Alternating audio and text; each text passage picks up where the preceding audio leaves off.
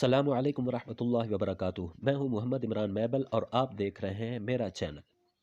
تحریک لبیک پاکستان کے سربراہ علامہ خادم حسین رضوی کے انتقال پر ملک کی سیاسی اور سماجی شخصیات اور مذہبی شخصیات نے اظہار افسوس کیا ہے۔ وزیر اعظم جناب عمران خان نے بھی اظہار افسوس کیا ہے۔ افواج پاکستان کے سربراہ chief of army staff general Qamar Javed Bajwa نے بھی اظہار افسوس کیا ہے اور ان کے لیے دعا کی ہے کہ اللہ تعالیٰ ان کو ابدی سکون عطا فرمائے۔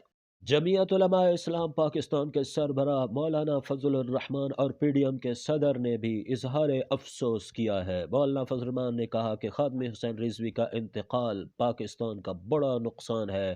خادم حسین رضوی کے اہل خانہ اور متعلقین کے غم میں برابر کا شریک ہوں۔ مولانا فضل الرحمان نے یہ بھی کہا کہ خادم حسین رضوی کے بلندی درجات کے لیے دعا گو ہوں۔ سابق D G I S P R general Asif Abdul Ghafoor نے بھی انتہائی گہرے دکھ کا اظہار کیا ہے اور ان کے لیے مغفرت کی دعا کی ہے۔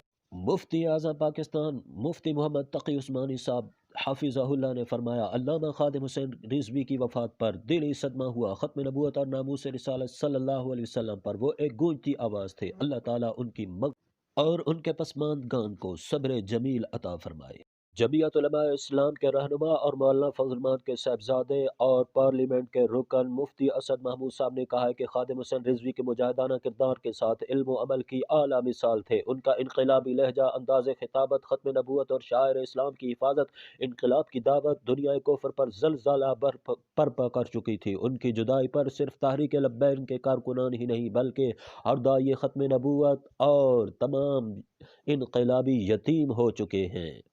علماء دیوبند کی عظیم خانقاہ سراجیہ مجددیہ نقشبندیہ کے جانشین حضرت علامہ صاحبزادہ نجیب احمد صاحب نے اپنے بیان میں کہا کہ علامہ خادم حسین رضوی اللہ کو پیارے ہو گئے۔ وہ عجب انسان تھے۔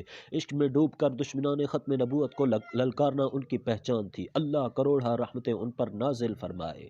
جمعیت علماء اسلام پاکستان پنجاب کے امیر ڈاکٹر عتیق الرحمان صاحب نے کہا، تحریک لبیک کے امیر مولانا خادم حسین رضوی انتقال کر گئے۔ مرحوم ایک نڈر اور ممتاز عالم دین تھے۔ ناموس رسالت کے لیے اٹھنے والی ایک توانا آواز تھے۔ اللہ تعالیٰ ان کی کامل مغفرت فرمائے اور پسماندگان کو صبر جمیل عطا فرمائے۔ آخر میں میں اپنے سب دیکھنے والے تحریک لبیک کے کارکنان سے تعزیت کرتا ہوں۔ اللہ تعالیٰ ان کو صبر جمیل عطا فرمائے اور علامہ خادم حسین رضوی رحمۃ اللہ علیہ کو جنت الفردوس میں اعلیٰ مقام اور رسول اللہ صلی اللہ علیہ وسلم کی شفاعت عطا فرمائے۔ علامہ خادم حسین رضوی رحمہ اللہ کا جنازہ 20/11/2020 بروز جمعۃ المبارک بعد نماز جمعہ بوقت 3 بجے مینار پاکستان کے عظیم الشان گراؤنڈ میں ادا کیا جائے گا۔ تمام احباب سے جنازے میں شرکت کرنے کی اپیل ہے۔ اللہ تعالیٰ آپ کو جزائے خیر عطا فرمائے۔ السلام علیکم۔